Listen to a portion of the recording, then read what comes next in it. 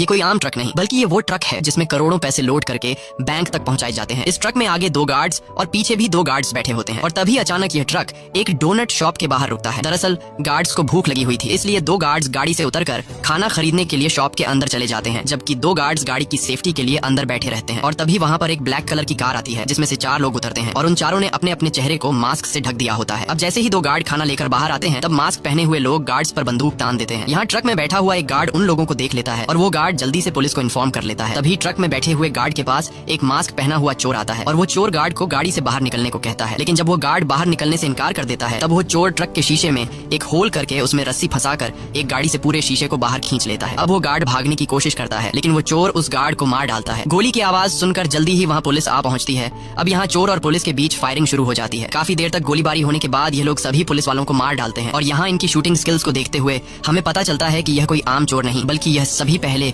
US military से retire हो चुके हैं। अब यहाँ इन चोरों का एक दूसरा साथी इन्हें कॉल करके बताता है कि जल्दी से यहाँ से निकल जाओ क्योंकि यहाँ और भी पुलिस आ रही है। यह खबर सुनते ही यह लोग जल्दी से ट्रक को चुराकर वहाँ से निकल जाते हैं, लेकिन जाने से पहले यह लोग यहाँ एक बम फिट कर देते हैं और उसे ब्लास्ट करवा देते हैं ताकि पुलिस के आने के बाद उन्हें हमारे खिलाफ कोई सबूत न मिले। और कुछ ही देर बाद यह लोग अपने अड्डे पर पहुंच जाते हैं जहाँ ये लोग अपने कपड़े चेंज कर लेते हैं। यहाँ टीम का लीडर रॉय सभी पर काफी गुस्सा होता है क्योंकि इनका प्लान था कि यह लोग बिना किसी को मारे चुपचाप ट्रक को चुरा लेंगे, लेकिन अब इन लोगों ने कुछ पुलिस वालों को मार दिया था, इसलिए अब पुलिस चारों तरफ इन्हें ढूंढ रही होगी। यहाँ हमें पता चलता है कि इन लोगों ने जो ट्रक चुराई थी वह पूरी तरह से खाली थी, उसमें एक भी पैसा नहीं था और यह बात इन लोगों को पहले से पता थी क्योंकि यह लोग इस ट्रक से आगे एक बहुत ही बड़ी चोरी को अंजाम देने वाले हैं। यहाँ इनकी टीम का एक साथी जिसका नाम टोनी है वो अपने लीडर रॉय से कहता है कि हमें एक आदमी को उस जगह पर भेजना चाहिए जहाँ पर हमने अभी ट्रक चुराया है ताकि हमें पता चल सके कि पुलिस हमें ढूंढने के लिए क्या करने वाली है। रॉय को टोनी की बात ठीक लगती है, इसलिए रॉय अपने एक साथी बॉस्को को उस जगह पर भेज देता है। टीम का लीडर रॉय टोनी की बात को काफी सीरियसली लेता है क्योंकि टोनी एक बहुत ही चालाक और समझदार इंसान है, साथ ही वो एक बहुत ही अच्छा ड्राइवर है। अगले सीन में हम डिटेक्टिव निक को देखते हैं। निक एक दबंग पुलिस वाला है जिसकी चोरों के साथ बिल्कुल नहीं बनती और स्पेशली वो चोरों के पीछे हाथ धोकर पड़ता है। साथ ही निक बहुत ज्यादा अय्याश और टर्की है जो हर वक्त लड़कियों के साथ पड़ा रहता है और आज भी वो अपने घर में खिड़की से होते हुए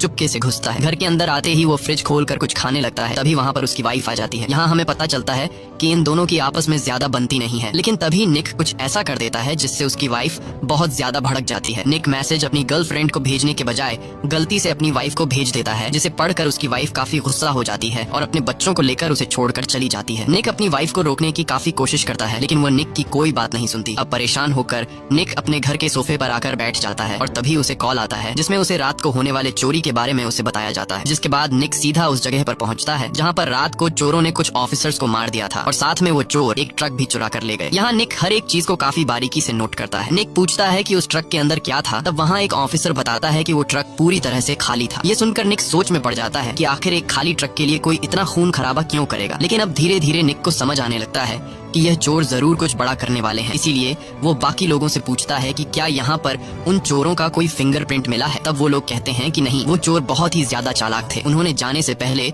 बम ब्लास्ट करके अपने सारे फिंगरप्रिंट्स मिटा दिए हैं। अब निक को जब इन चोरों को पकड़ने का कोई दूसरा रास्ता नहीं मिलता तब वो अपने साथियों से कहता है कि मुझे यहाँ की सारी सीसीटीवी फुटेज चाहिए। ये कहकर वो जाने लगता है। वहीं हम कुछ दूरी पर बॉस्को को देखते हैं जिसे चोरों के टीम के लीडर रॉय ने टोनी के कहने पर यहाँ भेजा था ताकि बॉस को पता लगा सके कि इस केस को कौन हैंडल करने वाला है। और बॉस को यहाँ चुपके से डिटेक्टिव निक और उसकी टीम की फोटो ले लेता है और फिर वो फोटो सीधा अपने लीडर रॉय को भेज देता है। रॉय जब उन फोटोज को देखता है तो उसे पता चलता है कि इस केस को डिटेक्टिव निक संभालने वाला है, जिसके बाद रॉय निक के बारे में रिसर्च करने लगता है और रॉय को पता चलता है कि डिटेक्टिव निक एक बहुत ही सनकी इंसान है। सभी लोग उसे एक पुलिस वाला गुंडा कहकर बुलाते हैं। वो सरकार की भी बात नहीं सुनता और केस को अपनी मर्जी से सॉल्व करता है। साथ ही रॉय को पता चलता है कि डिटेक्टिव निक एक दफा जिस केस के पीछे पड़ जाए उसे वो सॉल्व करके ही रहता है। ये सब देखकर रॉय समझ जाता है कि हमारा पाला एक बहुत ही खतरनाक आदमी से पड़ा है। वहीं हम निक को देखते हैं जो अपने साथियों के साथ केस को सॉल्व करने के काम पर लग गया होता है। निक अपने साथियों से कहता है कि यहाँ पर जितनी भी चोरियां हुई हैं इन सब की डिटेल मुझे चाहिए। तब उनका एक साथी कहता है कि पिछले 3 महीनों में लॉस एंजलिस में कई बार चोरियां हुई हैं, लेकिन सभी चोरियां इतनी बारीकी से हुई हैं कि अभी तक किसी भी चोर का फिंगरप्रिंट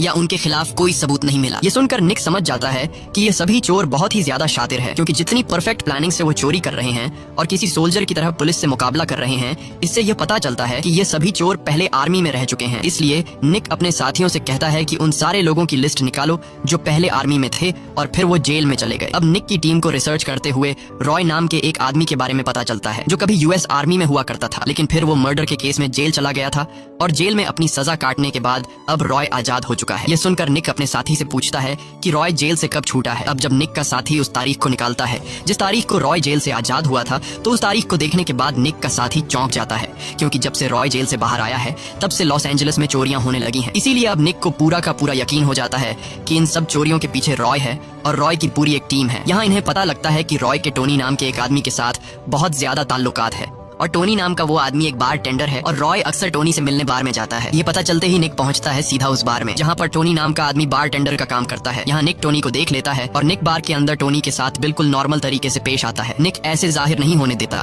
कि जैसे वो एक पुलिस डिटेक्टिव है, बल्कि निक टोनी के साथ यहाँ वहाँ की बातें करने लगता है। लेकिन जैसे ही टोनी की बार से छुट्टी होती है और वह अपनी गाड़ी में आकर बैठता है, तभी वहाँ पर निक आकर टोनी को एक जोरदार पंच मारता है और टोनी को बेहोश कर देता है। कुछ देर बाद जब टोनी की आंख खुलती है तो वो खुद को एक अनजान जगह पर पाता है। टोनी कुछ समझ नहीं पाता कि मैं यहाँ पर कैसे पहुंचा, और जैसे ही वो रूम से बाहर आता है तो वो देखता है कि यहाँ निक और उसकी टीम कुछ लड़कियों के साथ डांस कर रहे हैं। अब निक जब टोनी को देखता है तो वो टोनी को एक चेयर पर बैठा देता है और उससे पूछता है कि तुमने किस मकसद से चोरी की है और तुम किसके लिए काम करते हो। ये सुनकर टोनी मुस्कुराता है और कहता है कि तुमने गलत आदमी को उठा लिया है, मैं ऐसा बंदा नहीं हूँ, मैं एक शरीफ बार में काम करने वाला आदमी हूँ। ये सुनकर निक उसे एक फोटो दिखाता है जिसमें टोनी रॉय के साथ खड़ा हुआ था और निक टोनी से पूछता है कि इस फोटो में तुम इस आदमी के साथ क्या कर रहे हो। ये देखकर टोनी समझ जाता है कि इन लोगों को मेरी सच्चाई का पता चल चुका है, लेकिन टोनी फिर भी नहीं मानता और कहता है कि इस फोटो में मैं नहीं हूँ बल्कि वो कोई और आदमी है। तब निक का एक साथी टोनी से कहता है कि तुम अपनी मौत से सिर्फ एक कदम दूर बैठे हो और फिर भी झूठ बोल रहे हो, इसलिए तुम हमें सारी सच्चाई बता दो, नहीं तो मारे जाओगे। लेकिन टोनी कुछ भी बताने से साफ साफ इनकार कर देता है। यह देखकर निक को गुस्सा आ जाता है और वो वहाँ पर मौजूद सभी लड़कियों को बाहर भेज देता है, जिसके बाद निक टोनी को गले से दबोच कर उससे कहता है कि तू सोच रहा होगा कि हम तुझे जेल में डाल देंगे, लेकिन ऐसा बिल्कुल भी नहीं है, हम तुझे तब तक टॉर्चर करते रहेंगे जब तक तू सच बता नहीं देता। अब टोनी भी समझ जाता है कि यह लोग मेरे से सच निकलवाए बिना मुझे छोड़ेंगे नहीं, इसलिए टोनी पूरी बात बताने लगता है और कहता है कि मैं ज्यादा कुछ नहीं जानता, मुझे तो गन चलानी भी नहीं आती, मैं सिर्फ उन लोगों का ड्राइवर हूँ और चोरी के दौरान मैं गाड़ी चलाता हूँ। जिसके बाद निक पूछता है कि तुम इन लोगों के साथ पहली बार कैसे मिले। तब टोनी बताता है कि मैं जिस बार में काम करता हूँ वहाँ पर जितने भी लोग आते हैं उन सबको पता है कि मैं एक बहुत ही अच्छा ड्राइवर हूँ, इसीलिए एक दिन मेरे साथ बार में काम करने वाले एक आदमी ने मुझे बॉस्को से मिलवाया और बॉस्को मुझे लेकर के गया रॉय के पास। बॉस्को ने रॉय को मेरे बारे में बताते हुए कहा कि ये एक बहुत ही अच्छा ड्राइवर है। शुरू में रॉय को मेरी ड्राइविंग पर कुछ खास भरोसा नहीं था, लेकिन जब रॉय मेरे साथ टेस्टिंग के लिए कार में बैठा और उसने मेरी ड्राइविंग देखी तो वो मेरे ड्राइविंग स्किल से काफी इंप्रेस हुआ और मुझे अपनी टीम में शामिल कर दिया। जिसके बाद मैंने उनके साथ पहली बार एक बैंक को लूटा। बैंक लूटने के बाद मुझे मेरे हिस्से के पैसे मिले और तब से ही ऐसा चल रहा है, मैं उनके साथ बैंक लूटता हूँ और मुझे मेरे हिस्से के पैसे मिल जाते हैं। इसके अलावा मैं और कुछ भी नहीं जानता, क्योंकि मैं गाड़ी लेकर बैंक के बाहर खड़ा होता हूँ और मैं गाड़ी चला करके उन्हें वापस लाता हूँ। तब निक पूछता है कि वो अगली चोरी कहाँ पे करने वाले हैं, जिस पर टोनी कहता है कि मुझे कुछ भी नहीं पता, क्योंकि मैं सिर्फ उनका एक ड्राइवर हूँ, वो लोग मुझे कुछ भी नहीं बताते। जिस दिन वो लोग चोरी करने वाले होते हैं उससे एक दिन पहले वो मुझे बताते हैं कि हम चोरी कहाँ करने वाले हैं, और चोरी करने के बाद वो लोग मुझे मेरे हिस्से का पैसा देकर मुझे भगा देते हैं। ये सब सुनने के बाद निक टोनी से कहता है कि तुम जा सकते हो, लेकिन आज से तुम्हें हमारे लिए काम करना होगा और जो कुछ भी तुम्हें उनसे पता चलेगा तुम्हें हर एक बात हमें बतानी होगी, इसलिए मैं तुम्हें जेल में डालने के बजाय आजाद कर रहा हूँ। जिसके बाद टोनी वहाँ से जाने लगता है। अब निक के पास उन चोरों की पूरी डिटेल आ चुकी थी, लेकिन निक के लिए सबसे बड़ी मुसीबत ये है कि उसके पास कोई भी सबूत नहीं है उन्हें पकड़ने के लिए। इसलिए अब ये लोग इंतजार करते हैं कि कब वो लोग अगली चोरी करेंगे और ये लोग रंगे हाथों उन्हें पकड़ लेंगे। अगले सीन में हम रॉय को देखते हैं जो अपनी पूरी टीम को गाड़ी में बिठाकर लॉस एंजलिस के सबसे बड़े बैंक के बाहर ले आता है। जिसके बाद रॉय अपनी पूरी टीम को इस बैंक के पास वाले बिल्डिंग में लेकर जाता है और कहता है कि यह बैंक लॉस एंजलिस का सबसे बड़ा फेडरल बैंक है जिसे आज तक कोई भी नहीं लूट पाया, लेकिन हमारा अगला टारगेट यही बैंक है। रॉय कहता है कि ऐसा बिल्कुल नहीं है कि आज तक इस बैंक को किसी ने लूटने की कोशिश नहीं की, बल्कि इस बैंक को 57 बार लूटने की कोशिश की गई है, मगर हर बार चोरों ने अपनी जान गंवाई है, क्योंकि यहाँ की सिक्योरिटी बहुत ही ज्यादा स्ट्रिक्ट है। अगर कोई आदमी बाहर से इस बैंक को 2 मिनट से ज्यादा घूरने लगे तो गार्ड आकर उस आदमी को पकड़ लेते हैं। इसीलिए हमारा यहाँ से चोरी करना मुश्किल तो है, लेकिन नामुमकिन नहीं। इसके बाद रॉय अड्डे पर आकर अपने साथियों को प्लानिंग समझाने लगता है और बताता है कि इस बैंक में हर रोज 500 से 700 मिलियन डॉलर हर रोज कैश होता है। बैंक के अंदर इतनी बड़ी अमाउंट होने की वजह से हर एक जगह पर सिक्योरिटी गार्ड मौजूद होता है, और हमारे लिए सबसे बुरी बात यह है कि इस बैंक के पास हर एक नोट का सीरियल नंबर होता है और वह नंबर कंप्यूटर में दर्ज है। इसलिए अगर कोई इस बैंक से पैसा चुराकर उन पैसों को बाहर दुनिया के किसी भी कोने में खर्च करेगा तो बैंक वाले उस नोट के सीरियल नंबर से उस आदमी को ट्रैक करके 2 मिनट में पकड़ लेंगे, क्योंकि उनके पास नोट का नंबर है। अब ये सब सुनने के बाद रॉय के साथी पूछने लगते हैं कि फिर हम आखिर चोरी करेंगे कैसे। तब रॉय बताता है कि ये लॉस एंजलिस का सबसे बड़ा बैंक होने की वजह से लॉस एंजलिस में बाकी जितने भी छोटे बड़े बैंक हैं उन सभी सभी का पैसा इसी बैंक में आता है। और जब ये लोग मशीनों से उन पैसों को गिनने लगते हैं तब यहाँ इस बैंक की मशीनें फटे पुराने और खराब हुए नोटों को अलग कर देती हैं। इसके बाद उन सभी पुराने और खराब नोटों को कंप्यूटर में डालकर उनका सीरियल नंबर कंप्यूटर के डेटा से खत्म कर दिया जाता है और फिर उन नोटों को मशीन में डालकर बर्बाद करके कचरा बना दिया जाता है। इस तरह से बैंक के पास बर्बाद किए गए नोटों का कोई रिकॉर्ड नहीं रहता और ये लोग हर रोज 500 से 700 मिलियन में से 30 मिलियन डॉलर कचरा कर देते हैं और हमें उन पुराने खराब हुए 30 मिलियन डॉलर के नोटों को कचरा होने से पहले चुराना है। इस तरह से हम अगर उन नोटों को दुनिया के किसी भी कोने में इस्तेमाल करें तो बैंक वाले हमें नहीं पकड़ सकते क्योंकि उनके पास उन पुराने नोटों का सीरियल नंबर नहीं होगा। तब इन बातों को सुनने के बाद सारे लोग सोच में पड़ जाते हैं और कहते हैं कि आखिर हम अंदर कैसे जाएंगे। तब रॉय अपने आगे की प्लानिंग समझाते हुए कहता है कि हमने बैंक का जो ट्रक चुराया है उसी से हम गार्ड्स के कपड़े पहनकर बैंक के पिछले वाले रास्ते से अंदर जाएंगे क्योंकि पीछे वाले रास्ते पर ज्यादा सिक्योरिटी नहीं होती। वो लोग सिर्फ ड्राइवर को देखते हैं। लेकिन इस मिशन को अंजाम देने से पहले हमें एक आदमी को बैंक के अंदर भेजना होगा ताकि अंदर वह बैंक का अच्छी तरह से जायजा ले सके। और अगले ही दिन टोनी उस बैंक के पास वाले रेस्टोरेंट में कुरियर बॉय की जॉब पर लग जाता है। अब जैसे ही बैंक के अंदर से एक लेडी खाना पार्सल ऑर्डर करती है तब टोनी एक लेडी का खाना उठाने के बजाय 2 पार्सल उठाकर बैंक के अंदर चला जाता है। अंदर आते ही टोनी को अच्छी तरह से चेक किया जाता है और फिर काउंटर पर टोनी को एंट्री कार्ड दिया जाता है जिससे वह अब किसी भी टाइम बैंक के अंदर जा सकता था। इसके बाद टोनी उस लेडी को खाना दे देता है। लेडी को खाना पहुंचाने के बाद टोनी बाथरूम में जाकर उस दूसरे पार्सल को बाथरूम के सीलिंग के ऊपर छुपा देता है। लेकिन वह जैसे ही बैंक से बाहर निकलता है निक के टीम वाले उसे देख लेते हैं क्योंकि निक की टीम ने पहले से टोनी पर नजर रखी हुई होती है। अब यहाँ निक के साथी जब निक को इस बात की खबर देते हैं कि टोनी लॉस एंजलिस के सबसे बड़े फेडरल बैंक के अंदर गया था तो ये खबर सुनकर निक परेशान हो जाता है और कहता है कि उनकी इतनी औकात नहीं है कि वो लॉस एंजलिस के फेडरल बैंक को लूटे क्योंकि उस बैंक को लूटना इम्पॉसिबल है और वो लोग इतने भी बेवकूफ नहीं हो सकते कि फेडरल बैंक को लूटने की कोशिश करें। लेकिन निक को अभी डर रहता है क्योंकि वह ये बात जानता था कि वो लोग मुझसे भी बड़े पागल हैं और वो लोग कुछ भी कर सकते हैं। इसी दिन रात को रॉय और उसके साथी रेस्टोरेंट में अपने फैमिली के साथ खाना खा रहे थे। तभी वहाँ पर डिटेक्टिव निक आ जाता है। यहाँ टोनी भी निक को देख लेता है और टोनी निक को देखकर घबरा जाता है क्योंकि टोनी को डर था कि कहीं निक रॉय के सामने ये ना कह दे कि तुम मेरे साथ मिले हुए, और होता भी ऐसा ही है। निक सीधा टोनी के पास आता है और उससे कहता है कि मैं तुम्हें जानता हूँ, हम लोग कुछ दिन पहले जिम में मिले थे, तुम यहाँ पर क्या कर रहे हो। ये देखकर टोनी की टीम के सभी लोग टोनी को शक की निगाहों से देखने लगते हैं। दरअसल निक ऐसा इसलिए करता है क्योंकि वह इन सभी को आपस में लड़वाना चाहता था और ऐसा करने में वह कामयाब हो जाता है। अब खाना खाने के बाद रॉय टोनी को अपने अड्डे पर ले जाता है। रॉय टोनी पर काफी गुस्सा होता है और अपने साथियों से उसकी चेकिंग लेने को कहता है कि कहीं टोनी पुलिस वाला तो नहीं। इसके बाद रॉय उस पर बंदूक तान कर कहता है कि तुम उस पुलिस वाले को कैसे जानते हो और तुमने पुलिस को हमारे बारे में क्या बताया है। तब टोनी यहाँ सब कुछ बताने लगता है और कहता है कि उन लोगों ने मुझे पकड़ लिया था और मेरे पकड़े जाने से पहले वो तुम सब लोगों के बारे में जानता है। उसने बहुत कोशिश की मुझसे सच्चाई निकलवाने की, लेकिन मैंने उन्हें पूरी सच्चाई नहीं बताई, बल्कि मैंने खुद को तुम्हारा ड्राइवर बताकर उनसे खुद को आजाद कर लिया और उन लोगों को हमारी चोरी के प्लानिंग के बारे में कुछ भी नहीं पता। अब इन बातों को सुनने के बाद रॉय टोनी से कहता है कि जाओ और उन लोगों से जाके कह दो कि हम फ्राइडे को चोरी करने वाले हैं और किसी भी कीमत पर हमारा फैसला नहीं बदलेगा। ये सुनकर टोनी कहता है कि ऐसा करना बेवकूफी होगी और हम लोग पकड़े जा सकते हैं, लेकिन रॉय कहता है कि तुम मुझ पे भरोसा रखो और जो मैंने तुमसे कहा है जाकर निक से कह दो। अब टोनी ना चाहते हुए निक की तरफ निकल पड़ता है और कुछ ही देर बाद निक के पास पहुंच जाता है। तब निक टोनी से उनके आगे की प्लानिंग के बारे में पूछने लगता है, लेकिन यहाँ टोनी पहले निक पर गुस्सा करता है और कहता है कि तुमने मुझे मरवा ही दिया था, उन सबको मुझ पे शक हो गया था, इसलिए वो मुझे मारने वाले थे, लेकिन मैंने उन्हें चकमा देकर खुद को छुड़ा लिया। यहाँ टोनी निक से कहता है कि तुम्हारा पाला बहुत ही गलत लोगों से पड़ा है, वो लोग तुमसे भी ज्यादा डीठ है और वो आने वाले फ्राइडे को चोरी करने वाले हैं और उनका कहना है कि हमें कोई भी नहीं रोक सकता। तब निक कहता है कि वो लोग कौन सी जगह पर चोरी करने वाले हैं, जिस पर टोनी कहता है कि मुझे पता नहीं है क्योंकि वो लोग मुझे कभी भी अपनी प्लानिंग के बारे में नहीं बताते, इसीलिए आने वाले फ्राइडे से एक दिन पहले ही मुझे पता चलेगा, तब मैं तुम्हें बता दूंगा। ये सुनकर निक कहता है कि कोई बात नहीं, मैं पता लगा लूंगा कि वो लोग फ्राइडे को कहाँ पर चोरी करने वाले हैं। इसके बाद टोनी वहाँ से चला जाता है और निक अपने काम पर लग जाता है। निक ये जानना चाहता था कि वो लोग अगली चोरी कहाँ पर करने वाले हैं और निक को पता चलता है कि रॉय एक कोठे पर चलने वाली वेश्या के साथ रिलेशन में है। ये पता चलते ही निक सीधा उस क्लब में आता है जहाँ उसके पास एक लड़की आकर नाचने लगती है, जिसके बाद निक उस लड़की को एक रूम में ले जाता है। निक उस लड़की का फायदा उठाना चाहता है क्योंकि वो जानता था कि इस लड़की का रॉय के साथ रिलेशन है, इसलिए निक उस लड़की के करीब जाने लगता है और वह लड़की उसे बता देती है कि ये लोग अगली चोरी पीको रिवेरा बैंक में करने वाले हैं। ये सुनकर निक काफी खुश हो जाता है क्योंकि अब निक को उन चोरों के अगले टारगेट का पता चल चुका था। लेकिन जैसे ही निक रूम से बाहर निकलता है तभी वहाँ पर रॉय आ जाता है और ये दोनों एक दूसरे को नजरअंदाज करते हुए अपने अपने रास्ते पर निकल पड़ते हैं। यहाँ हमें पता चलता है कि रॉय ने ये सब कुछ जानबूझकर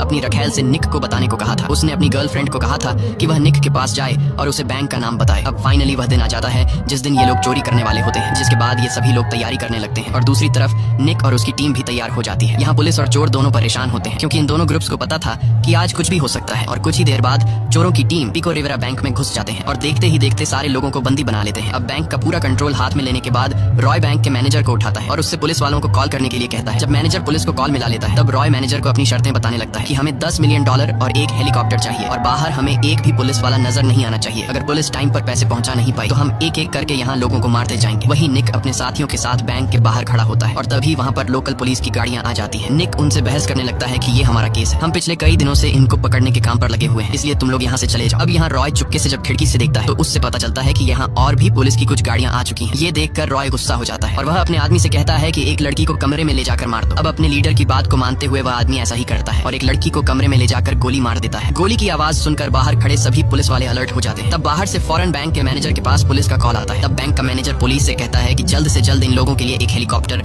और $10 मिलियन का इंतजाम करो, क्योंकि पहले ही टाइम पर पैसा न पहुंचने की वजह से ये लोग एक लड़की को मार चुके हैं और अब अगर तुम लोगों ने और देर की तो ये लोग हमें भी मार डालेंगे। तब पुलिस मैनेजर से कहती है कि तुम परेशान मत हो, हम जल्द ही एक हेलीकॉप्टर और पैसों का इंतजाम करने वाले हैं। तभी यहाँ हम चोरों के एक साथी को देखते हैं जिसका नाम मैक है। मैक एक हैकर है और उसने लॉस एंजलिस के सबसे बड़े फेडरल बैंक के फोन लाइन को हैक कर लिया है और मैक पिको रिवरा बैंक में मौजूद अपने साथियों को कॉल करके बताता है कि तुम लोग जल्दी से ट्रक में पैसा लोड करो, क्योंकि अब टाइम पूरा हो चुका है कि पिको रिवेरा बैंक से ट्रक में पैसा जाएगा लॉस एंजलिस के सबसे बड़े फेडरल बैंक में। जिसके बाद चोर मैनेजर को लेकर बैंक की तिजोरी के पास लेकर जाते हैं और उससे तिजोरी खुलवाते हैं। तिजोरी खुलने के बाद ये लोग तिजोरी से सारा पैसा निकालकर एक ट्रक में भर लेते हैं। अब सारा काम कंप्लीट होने के बाद ये लोग बैंक में एक बहुत ही बड़ा ब्लास्ट करते हैं। ब्लास्ट की आवाज सुनकर बाहर पुलिस को लगता है कि उन लोगों ने तिजोरी को तोड़ दिया है, लेकिन निक को कुछ गड़बड़ नजर आ रही थी और तभी निक की नजर वहाँ की सीवरेज लाइन पर पड़ती है, जिसे देखकर निक समझ जाता है कि ये तिजोरी नहीं बल्कि टनल के रास्ते को तोड़ने की आवाज थी। ये पता चलते ही निक बैंक के अंदर घुस जाता है। अंदर जाकर ये लोग देखते हैं कि उन चोरों ने जितने भी लोगों को बंदी बना रखा था वो सभी सही सलामत है। और जब निक उस कमरे में जाता है जिस कमरे में उन चोरों ने एक लड़की को मारा था,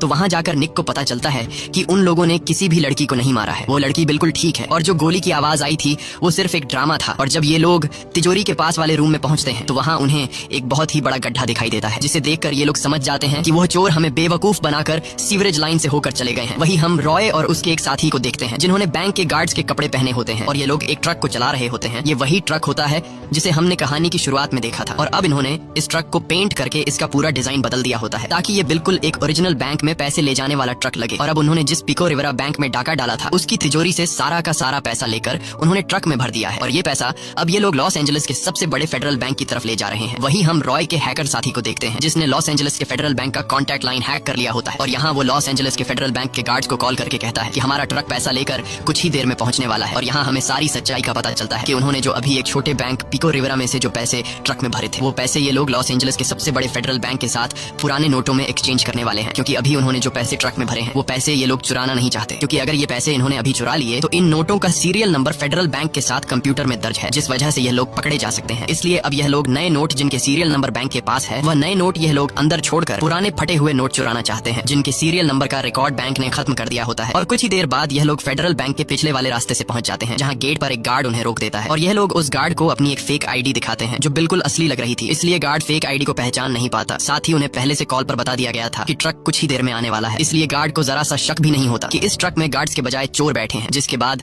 गार्ड्स ट्रक को अंदर जाने देता है। अंदर आते ही ये लोग पैसों के 2 बड़े बड़े बॉक्सेस ट्रक से निकालते हैं। ये वही पैसे होते हैं जो उन्होंने अभी पिको रिवेरा बैंक के तिजोरी से लूटे थे और ये लोग इन पैसों के 2 बॉक्सेस को काउंटिंग वाली जगह पर ले जाने लगते हैं। यहाँ हम देखते हैं कि इन लोगों ने टोनी को एक पैसों के बॉक्स में अंदर छुपा कर रखा है और जब ये लोग काउंटिंग वाली जगह पर पहुंचते हैं तब एक गार्ड आकर उनसे कहता है कि पैसों को काउंटिंग में टाइम लगेगा, इसलिए तुम लोग डिपार्ट के बाहर इंतजार करो। इसके बाद वो गार्ड उस पैसों के बॉक्स को जिसके अंदर टोनी छुपा हुआ था वो उसे काउंटिंग वाले डिपार्ट के अंदर ले आता है। यहाँ रॉय अपने साथी बॉस्को को कॉल करके कहता है कि टोनी काउंटिंग वाले डिपार्ट में पहुंच चुका है, इसलिए तुम जल्दी से यहाँ की बिजली काट दो। अब बॉस्को जो पहले से नीचे वाले फ्लोर में छुपके से घुस गया होता है वो वहाँ से पूरे बैंक की बिजली बंद कर देता है। बिजली खराब होने की वजह से बैंक के अंदर काउंटिंग का काम करने वाले सभी लोग डिपार्ट से बाहर आ जाते हैं और बिजली के ठीक होने का इंतजार करने लगते हैं। अब टोनी पूरे डिपार्ट में एक पैसों के बॉक्स के अंदर अकेला रह चुका था। इसके बाद टोनी एक स्ट्रोब लाइट ऑन कर देता है जिससे सभी कैमरे ब्लर हो जाते हैं। कैमरे ब्लर होने के बाद टोनी जल्दी से पैसों के बॉक्स से बाहर आता है और देखता है कि यहाँ पर कोई भी नहीं है। अब टोनी जल्दी से वहाँ पर मौजूद उन फटे पुराने पैसों को बैग में भरने लगता है जिन्हें एक बार काउंट कर लिया गया है और दोबारा गार्ड इन पैसों को काउंट नहीं करेंगे। ये वो पैसे होते हैं जिन पैसों का सीरियल नंबर कंप्यूटर के डेटा से मिटाकर उन्हें कचरा किया जाने वाला था। अब टोनी जल्दी जल्दी से कई सारे बैग्स को पैसों से भरकर वहाँ पर मौजूद कचरे के डब्बे में उन बैग्स को फेंकने लगता है। टोनी कचरे के डब्बे में पैसों से भरे बैग्स इसलिए फेंकता है क्योंकि कुछ देर बाद कचरे वाली गाड़ी आकर इन पैसों को कचरा समझकर बाहर फेंक देगी, तब जाकर यह लोग यही पैसों को उठा लेंगे। वहीं कंट्रोल रूम में गार्ड्स को शक होने लगता है कि अचानक सभी कैमरे खराब कैसे हो गए, इसलिए कुछ गार्ड्स काउंटिंग डिपार्ट की तरफ आने लगते हैं। यह देखकर रॉय टोनी को वायरलेस माइक के जरिए कहता है कि जल्दी से सभी पैसों को कचरे के बॉक्स में फेंक दो क्योंकि कुछ गार्ड्स तुम्हारी तरफ आ रहे हैं। यह सुनकर टोनी घबरा जाता है और वो और भी जल्दी से पैसों को बैग्स में भरकर कचरे के बॉक्स में फेंकने लगता है। अब ढेर सारा पैसा कचरे के बॉक्स में फेंकने के बाद टोनी समझ जाता है कि गार्ड्स यहाँ पहुंचने ही वाले होंगे, इसलिए टोनी जल्दी से वेंटिलेशन की जाली खोल देता है और जैसे ही गार्ड्स वहां पर पहुंचते हैं तब तक टोनी वेंटिलेशन के रास्ते में घुस गया होता है। अब यहाँ गार्ड्स डिपार्ट के अंदर पैसों को गिनने लगते हैं और पैसे बिल्कुल बराबर होते हैं। जितने पैसे पिको रिवेरा बैंक से आने थे वो पूरे के पूरे पैसे वहीं पर मौजूद होते हैं और गार्ड्स को बिल्कुल भी पता नहीं चलता कि यहाँ से पैसे चोरी हुए हैं क्योंकि टोनी ने उन पैसों को चुराया होता है जो पैसे उन्होंने पहले से गिन लिए होते हैं। अब पैसे पूरे होने के बाद वो गार्ड्स रॉय से कहते हैं कि पैसे पूरे हैं, तुम लोग यहाँ से जा सकते हो। ये सुनकर रॉय और उसका साथी जाने लगते हैं और जितने भी पैसों को टोनी ने कचरे में फेंका था अब वहाँ एक गार्ड आकर उस कचरे के बॉक्स को कचरे की गाड़ी में फेंकने के लिए ले जाने लगता है। वहीं बैंक के अंदर वो लेडी जिसने कुछ दिन पहले खाना ऑर्डर किया था वो फिर से बैंक के पास वाले रेस्टोरेंट से खाना ऑर्डर करती है, लेकिन इस बार चोरों का साथी मैक कॉल उठाता है क्योंकि उसने रेस्टोरेंट का कॉन्टैक्ट लाइन हैक कर लिया होता है और मैक उस लेडी से कहता है कि तुम्हारा खाना 5 मिनट में तुम्हारे पास पहुंचने वाला है। अब यहाँ टोनी वेंटिलेशन के रास्ते से होते हुए उस जगह पर पहुंचता है जहाँ उसने कुछ दिन पहले वॉशरूम के सीलिंग के ऊपर एक पार्सल छुपा कर रखा था और टोनी उस रास्ते से नीचे आकर सीधा उस लेडी के पास जाता है और उन्हें उनका खाना दे देता है। इसके बाद टोनी बिना किसी रोक टोक के बैंक से बाहर आ जाता है क्योंकि उसके पास कुरियर बॉय का कार्ड था जिससे गार्ड्स को टोनी पर शक नहीं होता और गार्ड्स टोनी को कुरियर बॉय समझकर छोड़ देते हैं। लेकिन तभी बैंक के गार्ड्स के पास कॉल आता है जिसमें खाना ऑर्डर करने वाली लेडी कहती है कि यह खाना कई दिन पुराना है इसलिए उस कुरियर बॉय को जाने मत दो। लेकिन अब काफी देर हो चुकी थी क्योंकि टोनी वहां से निकल चुका था। वहीं कचरे वाली गाड़ी उस कचरे के बॉक्स को गाड़ी में खाली कर देता है जिस बॉक्स में टोनी ने पैसे भरे थे और जैसे ही वो कचरे की गाड़ी जाने लगती है तब रॉय और उसका साथी अपने ट्रक में बैठकर उस कचरे की गाड़ी का पीछा करने लगते हैं। लेकिन तभी सिग्नल पर सेम इसी तरह का एक दूसरा कचरे का ट्रक आता है और इन दोनों गाड़ियों के ड्राइवर एक दूसरे को इशारा करके अलग अलग रास्ते पर चल पड़ते हैं। यहाँ रॉय कचरे की गाड़ी का नंबर प्लेट नोट नहीं कर पाता और एक गाड़ी का पीछा करने लगता है। वहीं पूरे शहर में निक की टीम चोरों को ढूंढ रही होती है और तभी उन्हें रास्ते में टोनी दिखाई देता है। टोनी को देखकर वो लोग फौरन उसे पकड़ लेते हैं और निक टोनी को बुरी तरह से पीटने लगता है क्योंकि निक समझ गया था कि टोनी हमें धोखा दे रहा है। यहाँ टोनी निक को पूरी सच्चाई बता देता है और साथ ही टोनी निक को रॉय का लोकेशन भी दे देता है। वहीं दूसरी तरफ रॉय कचरे की गाड़ी को फॉलो करते हुए उस जगह पर पहुंच जाता है जहाँ पर बैंक की गाड़ियाँ कचरा खाली करती है। अब कचरे की गाड़ी खाली होने के बाद ये लोग कचरे में से वो बैग उठाने लगते हैं जो टोनी ने पैसों से भर दिए थे और रॉय उन सभी बैग्स को अपनी गाड़ी की डिग्गी में रख देता है। लेकिन रॉय चेक नहीं करता कि आखिर इन बैग्स में क्या भरा पड़ा है और तभी रॉय के पास अपने हैकर साथी मैक का कॉल आता है। मैक रॉय से कहता है कि टोनी को पुलिस ने पकड़ लिया है और टोनी ने पुलिस को तुम्हारा लोकेशन दे दिया है, इसलिए जिस जगह पर तुम हो वहां से निकलो क्योंकि जल्द ही वहां पर पुलिस आने वाली है। यह खबर सुनते ही रॉय अपने साथियों के साथ गाड़ी में बैठकर वहां से निकल जाता है। कुछ दूर आगे आने के बाद यह लोग ट्रैफिक में फंस जाते हैं। तभी पीछे से निक इन्हें देख लेता है। रॉय को देखकर निक और उसकी टीम तैयारी करने लगती है और निक टोनी को गाड़ी में हथकड़ी से बांध लेता है। यहाँ रॉय को भी पता चल जाता है कि निक ने हमें देख लिया है, इसलिए यह लोग भी तैयार हो जाते हैं और देखते ही देखते इनके बीच फायरिंग शुरू हो जाती है और चारों तरफ गोलियां चलने लगती हैं जिसमें से एक गोली बॉस्को के गर्दन पर लगती है और बॉस्को मारा जाता है। ये देखकर रॉय काफी गुस्सा हो जाता है और रॉय उस पुलिस वाले को मार डालता है जिसने बॉस्को को शूट किया था। फिर तभी यहाँ पुलिस रॉय के दूसरे साथी को भी मार डालती है। अब रॉय अकेला होने की वजह से पुलिस उस पर भारी पड़ रही थी, इसलिए रॉय वहाँ से भागने लगता है। तब निक भी उसका पीछा करने लगता है। कुछ दूर आगे जाने के बाद जब रॉय एक कंटेनर से कूद रहा होता है तभी पीछे से निक उसे शूट कर लेता है जिससे रॉय बुरी तरह से घायल हो जाता है। अब रॉय खुद को बचाते हुए एक गाड़ी के पीछे छुप जाता है और तभी यहाँ पर निक भी आ जाता है। निक रॉय को सरेंडर करने के लिए कहता है लेकिन रॉय सरेंडर करने के बजाय निक पर बंदूक तान देता है। तभी निक जवाबी कार्रवाई में रॉय को गोलियों से छलनी कर देता है और रॉय मारा जाता है। अब निक ने सभी चोरों को उनके अंजाम तक पहुंचा दिया था, बस अब सिर्फ टोनी रह चुका था और निक जैसे ही वापस अपनी गाड़ी के पास आता है तो वह देखता है कि टोनी खुद को छुड़ाकर भाग चुका है। ये देखकर निक को काफी गुस्सा आता है। अब निक जब रॉय की गाड़ी के डिग्गी में बैग्स चेक करता है तब उससे पता लगता है कि इन बैग्स में पैसे नहीं हैं बल्कि कचरा भरा गया है। इसीलिए निक समझ नहीं पाता है कि वो लोग इतने बेवकूफ कैसे हो सकते थे कि उन्होंने कचरे के लिए अपनी जान दे दी। कुछ देर बाद यहाँ पर FBI की टीम आती है और FBI की टीम देखती है कि बैंक से एक भी पैसा चोरी नहीं हुआ है क्योंकि इन चोरों ने पैसों के बजाय कचरे को चोरी कर लिया था, इसलिए FBI इस केस को बंद कर देती है। लेकिन निक इस चोरी के बारे में कई दिनों तक सोचता रहता है और तभी उसकी नजर चोरों की टीम में से आखिरी बचे इंसान की फोटो पर पड़ती है और वह कोई और नहीं बल्कि टोनी होता है। इसलिए निक उस बार में जाता है जहाँ पर टोनी काम किया करता था। निक को लगा कि शायद यहाँ मुझे कोई राज मिल जाए जाए। अब यहाँ निक के पहुंचने पर बार का मालिक बताता है कि टोनी 2 दिन पहले काम छोड़कर यहाँ से जा चुका है। अब निक जैसे ही वापस आ रहा होता है तभी उसकी नजर सामने की एक फोटो पर पड़ती है जिसमें टोनी एक फुटबॉल टीम के साथ बैठा होता है। टोनी के साथ चोरों का हैकर साथी मैक भी होता है और हम उस आदमी को भी देखते हैं जो असली पैसों के ट्रक को लेकर जा रहा था, जिसके बारे में पुलिस को कोई आइडिया नहीं था। तभी निक देखता है कि यहाँ पर हर तरफ फेडरल बैंक के एम्प्लॉई हैं, इसीलिए वह बाहर निकलता है और बाहर आकर वह देखता है कि टोनी जिस बार में काम करता था उसके बगल में ही फेडरल बैंक है। और यहाँ निक को पूरी सच्चाई का पता चलता है कि इस पूरे गेम का मास्टरमाइंड टोनी था। बैंक के बगल के बार में काम करते हुए टोनी ने बैंक के एम्प्लॉई से नशे की हालत में हर एक जानकारी ले ली थी और उसने अपने साथ बैंक के कचरा ले जाने वाले ट्रक के ड्राइवर को भी अपने साथ शामिल कर लिया था। इस चोरी की पूरी प्लानिंग टोनी ने बनाई थी। उसने सिर्फ मुझे बेवकूफ नहीं बनाया बल्कि उसने रॉय और उसकी टीम को भी बेवकूफ बनाया और उसने एक ऐसी रकम को चोरी किया जिसका बैंक के पास कोई भी रिकॉर्ड नहीं है। और अब मुझे सब कुछ पता होने के बावजूद भी मैं उसे पकड़ नहीं सकता क्योंकि उसके खिलाफ मेरे पास कोई भी सबूत नहीं है। मूवी के आखिर में हम टोनी को लंदन के एक बार में देखते हैं और अब भी वह एक बार टेंडर का जॉब करता है और इस बार उसका बार एक डायमंड एक्सचेंज कंपनी के बगल में है। तभी यहाँ टोनी के पास जब डायमंड एक्सचेंज कंपनी का एक एम्प्लॉई आता है तो टोनी उसे फ्री में एक ड्रिंक देता है। ये देखकर हमें पता चलता है कि इस बार टोनी का अगला टारगेट डायमंड एक्सचेंज कंपनी है। इसी के साथ ये कहानी खत्म हो जाती है। और मूवी एक्सप्लेन वीडियो के लिए वीडियो को लाइक करें और फॉलो करना न भूलें।